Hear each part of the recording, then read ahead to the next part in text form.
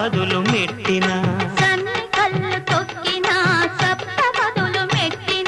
మనసు మనసు కలపడమే మంత్రం పరమార్థం శ్రీరస్తు శుభమస్తు శ్రీరస్తు శుభమస్తు